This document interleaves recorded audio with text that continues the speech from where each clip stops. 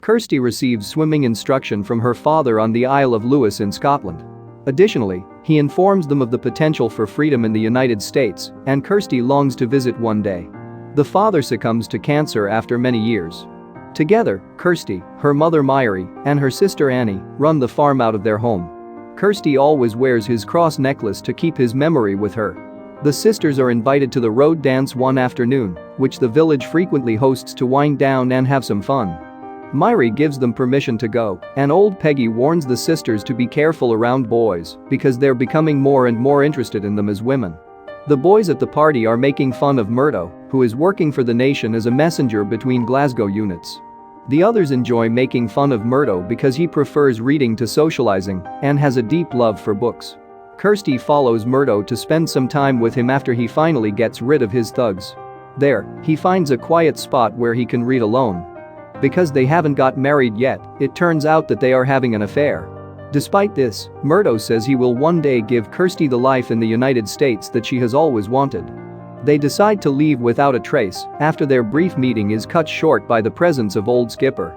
The following Sunday, after going to mass, Kirsty takes Murdo to the beach where her father used to take her swimming. There, she finds out that Murdo's father was lost in a fishing accident and never made it back. Kirsty has promised to teach Murdo how to swim because he never did. The lovers share their first kiss that afternoon. Kirsty responds with a lie about losing track while reading when Myri scolds her daughter for coming home late the next day. Annie finds it suspicious, but before she can say anything, Myri sends Kirsty to deliver eggs to Skipper, whom Kirsty believes to be a weirdo, before Annie can say anything. After swearing she won't tell their mother, Kirsty decides to explain to her little sister what it's like to kiss a boy after Annie thinks Kirsty had a wonderful experience. The villager receives a formal announcement some time after that, requiring all young men to join the army. Murdo then runs into Kirsty at the beach, where she can finally teach him to swim in the same way that her father did.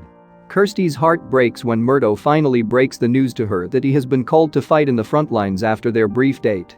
Murdo promises to return after the war is over, marry Kirsty, and then take her to America to try to cheer her up a bit.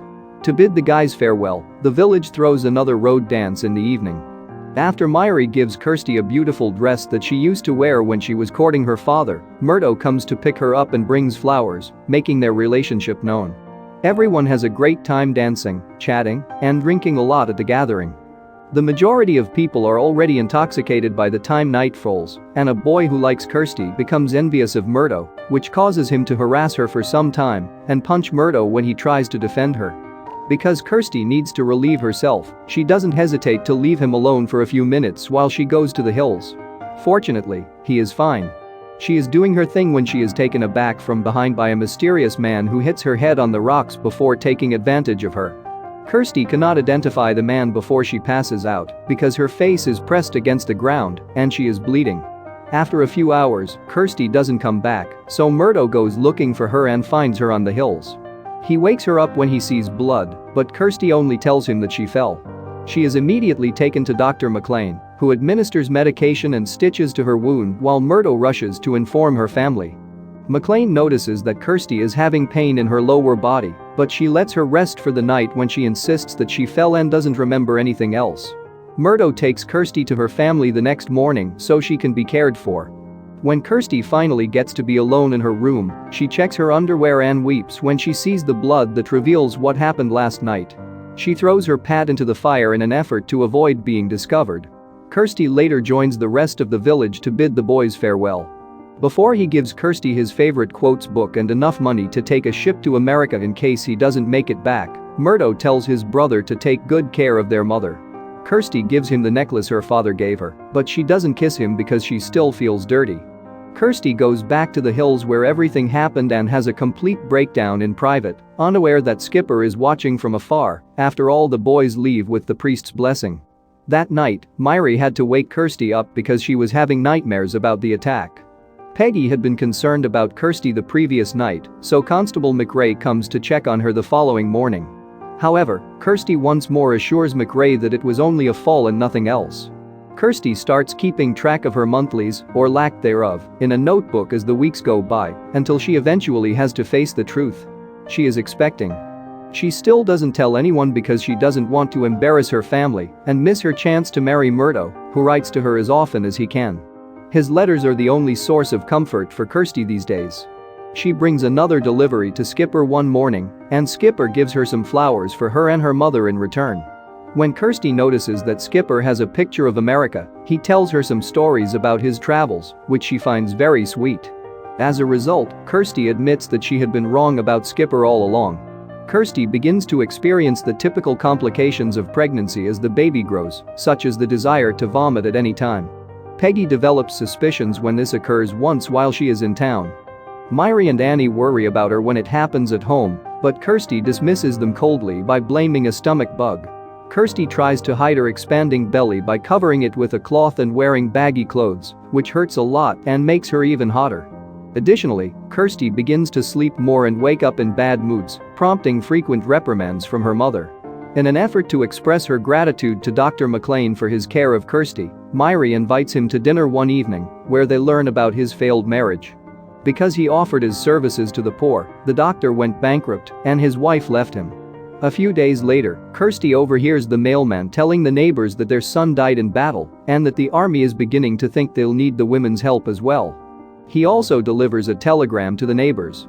Kirsty drags Annie along with her to ask Peggy to start a group of knitters because the army accepts clothing donations of all kinds. She is desperate to assist her country so that Murdo does not experience the same fate. Peggy is delighted to teach all of the town's girls, but she can't help but wonder why Kirsty always wears such a bulky thick coat. Kirsty says she is sick to avoid answering the question and runs to the hills. There, she takes off the binding cloth to ease her pain and reads Murdo's most recent letter. Annie abruptly interrupts her reading, expressing concern for her sister after discovering the binding cloth on the ground. Kirsty makes a promise to Annie that she won't tell anyone about her strange moods because Annie won't stop asking for an explanation. Finally, Kirsty admits that she is pregnant. Kirsty does not correct Annie because she continues to be supportive and believes Murdo is the father. One of the boys returns to the village a few days later because he has lost an arm and can no longer serve in the military. Furthermore, he brings bad news. Murdo has vanished. He went to save two of his friends in the middle of a battle against enemy fire, but he never returned. Kirsty believes that he may still be alive, but when she receives the cross necklace that the boys found on the ground, she loses all hope and breaks down in tears. Myri is comforting Kirsty later at home as she watches Kirsty cry and notices her big belly, learning the truth for the first time. She also thinks Murdo is the father, and when she talks about it with Annie, she agrees that she won't tell anyone in the village. Myri informs Kirsty the following morning that she is aware of the baby and is considering whether or not to leave the village with her daughters. Kirsty quickly corrects her and informs her of the attack when she brings up Murdo, apologizing in tears. Myri maintains her support for her daughter and asserts that she committed no wrongdoing despite this. Also, Kirsty says that Dr. McLean knows she was attacked but doesn't know about the pregnancy. Maybe they should go to him, but Myri says no because then everyone in the village will know and treat her badly. When Kirsty's water breaks 2 months before the right date, their argument is abruptly interrupted. Even worse, the local priest comes to the house at that moment to pray for Murdo's death. However, Myri quickly sends him away, claiming that Kirsty is asleep and needs to rest after hearing the bad news. After that, Myri and Annie assist Kirsty in giving birth on the bedroom floor. Although it is a very painful experience for Kirsty, she is eager to hold her child by the end. Myri doesn't want to give the boy to Kirsty at first because she doesn't want Kirsty to get too attached. The idea is to take the baby away so he can live a good life away from the villagers and not judge them. Myri, however, gives in to Kirsty's pleas and lets her hold the baby for a brief moment before releasing him into the night. Myri reminds Kirsty that she needs to rest right now and that they can talk about things in the morning. Kirsty wants to keep the boy. Myri takes care of the baby after Kirsty goes to bed, but he won't drink milk and looks very pale, probably because he was born early. Myri explains that she would also love to keep the baby, but the boy deserves a good life if he survives the night. Annie doesn't want the baby to go. Kirsty, who had only been lying down, overhears all of this and waits for her family to go to sleep before leaving the house in the middle of the night with the baby, with the intention of taking him to the doctor. Sadly, Myri was correct, and the baby passes away while Kirsty is still traversing the hills. Before deciding to end things because she feels guilty for the baby's death, Kirsty receives a tearful apology and places her necklace inside the baby's clothing. Annie and Myri arrive at that time, but it is too late. Kirsty almost drowns when the waves take the baby away. Annie enters the water and assists her sister as she recalls her father's swimming lessons. McRae immediately went to the doctor to inquire if he knew of any pregnant women in the village after Skipper informed McRae that he had discovered the infant on the shore the previous morning. McLean responds that he does not, and McRae sticks to his story when he recalls the bizarre circumstances surrounding Kirsty's alleged fall months ago. McRae takes the doctor to Myri's house and orders him to check Kirsty to make sure she wasn't born. McLean tells the family he's on their side and performs the necessary examination while whispering to Kirsty that she can trust him. The constable, fortunately, stays outside the room. Kirsty is uneasy about this, but she is unsure why. The doctor tells McRae a lie after the examination, claiming that Kirsty is still pure. McRae promises to seek a second opinion, even though he leaves the family alone for the time being, because he is still perplexed by how strangely everyone was acting in that house. Peggy overhears all of this from behind her window. McLean secretly informs Myri of the city doctor who will be coming later to check on Kirsty during Mass the following Sunday. Myri is prepared by the time McRae and the new doctor arrive. Annie plays Kirsty because the constable will be waiting outside once more, and the doctor tells McRae that everything is fine here. McLean tells McRae to forget about the lack of evidence because McRae is furious. McLean says that the baby was probably stillborn and that the water must have brought him from another village. Peggy also overhears this. No matter how many times Annie reassures Kirsty that the baby's death wasn't her fault, she can't sleep well all this time because she feels responsible for it. Her nightmares also keep bringing back memories of the attack, and one morning she wakes up to a realization that finally forces her to leave her house. She goes to Dr. McLean and accuses him of being her attacker. At first, he plays dumb, but Kirsty explains that when he whispered to her at home, she recognized the scent of whiskey in his breath, which was similar to the attacker's. He can no longer deny it. He is referred to as a sick man by Kirsty, who vows to never forgive him and leaves the decision to God. Kirsty rushes out the door when Constable McRae arrives, ignoring the doctor's pleas for her to listen. When McRae hears a gunshot, he is very suspicious, and he rushes inside the doctor's house while Kirsty is crying at home, drawing the attention of Peggy and Skipper, as well as everyone else in the village. Kirsty tells her family that the doctor did it when she gets home, but McRae comes in before they can talk anymore and tells them that McLean is dead. He ended things with his own gun. Myri immediately comes to her defense, explaining that McLean attacked her and that a dark secret would explain why a supposedly great doctor suddenly came to this village in the middle of nowhere.